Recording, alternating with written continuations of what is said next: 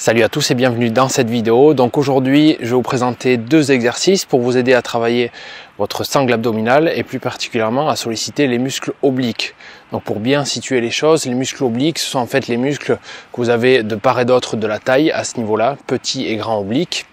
Et donc ils ont pour fonction en fait de fléchir le torse de manière latérale dans un sens puis dans l'autre. Ils ont un rôle également de rotation du buste dans un sens puis dans l'autre. Ils ont également des fonctions d'anti-flexion, donc ils vont empêcher en fait que la flexion se fasse d'un côté puis de l'autre, et également d'anti-rotation.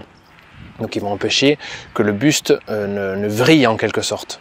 Et ce qu'il faut savoir, c'est que chez la majorité des personnes, ces muscles-là, ils sont souvent très faibles ou en tout cas ils sont souvent mal utilisés, ce qui peut entraîner des conséquences au niveau des performances, ce qui peut engendrer des répercussions au niveau postural, au niveau du bassin et au niveau du bas du dos. Donc on observe encore plus ce phénomène chez une personne qui a le dos très cambré.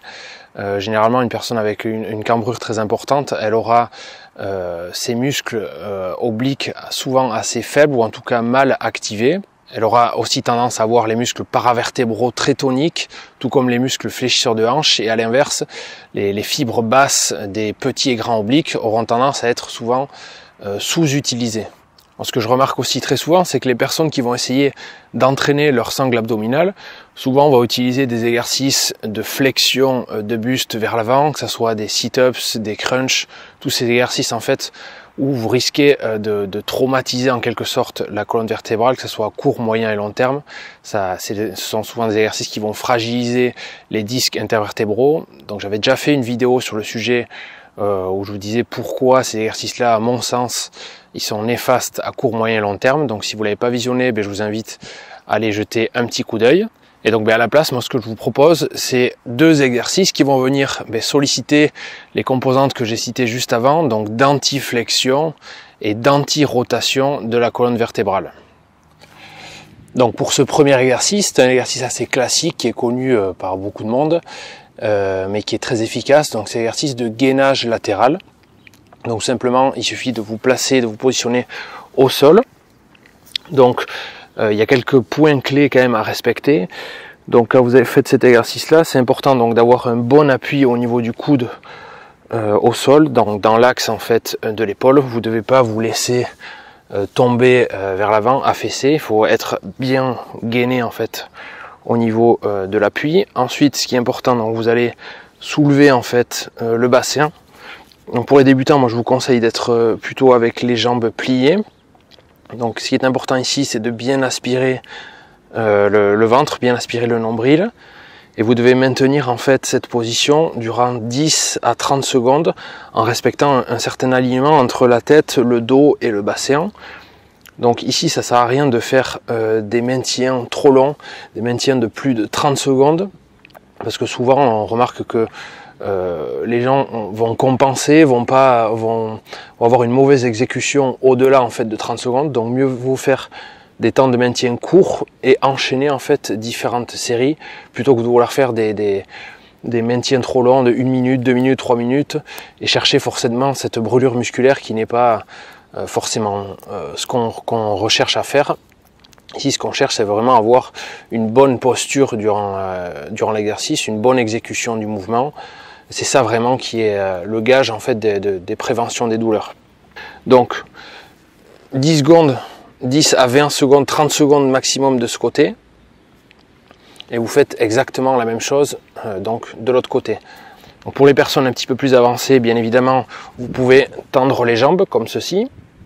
Donc au niveau des pieds, vous pouvez avoir un appui comme ceci, vous pouvez avoir un appui avec les jambes légèrement écartées. Donc pareil, 10 à 30 secondes de ce côté, 10 à 30 secondes de l'autre côté.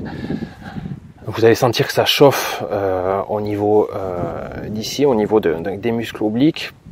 Et donc au fur et à mesure du temps, au fur et à mesure que vous allez progresser, ce que je vous conseille, moi, c'est de très rapidement passer à des versions qui sont un petit peu plus dynamiques. Tout simplement parce que les versions statiques c'est bien quand on débute, et les versions dynamiques vont vous préparer à des situations de la vie quotidienne, à des situations que vous pouvez rencontrer dans la vie de tous les jours, dans des mouvements sportifs. Donc il y a différentes variations que vous pouvez tester. Par exemple, quand vous êtes en gainage latéral comme ceci, vous pouvez très bien faire des mouvements de rotation, par exemple comme ceci, en utilisant votre bras.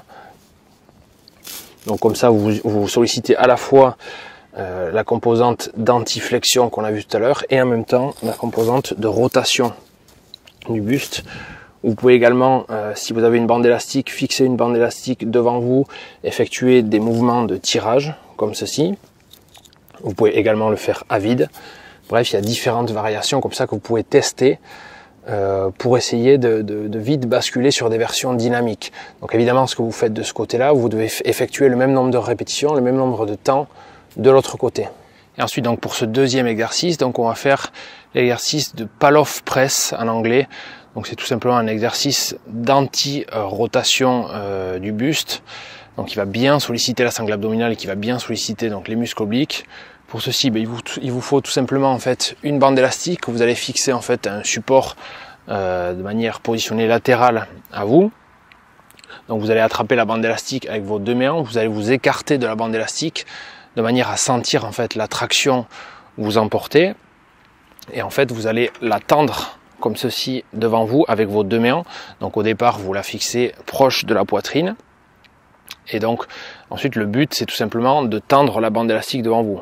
Et de manière automatique vous allez sentir la sangle abdominale se mettre en tension.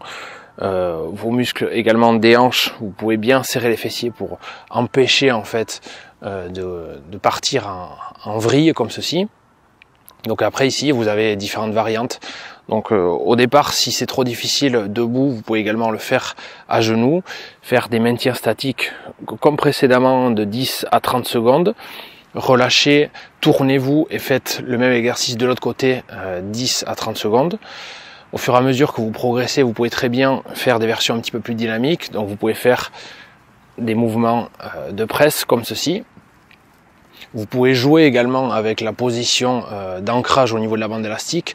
Vous pouvez la baisser un petit peu de manière à faire des mouvements obliques comme ceci pour solliciter de manière différente encore la sangle abdominale. Vous pouvez la positionner en haut et faire des mouvements vers le bas.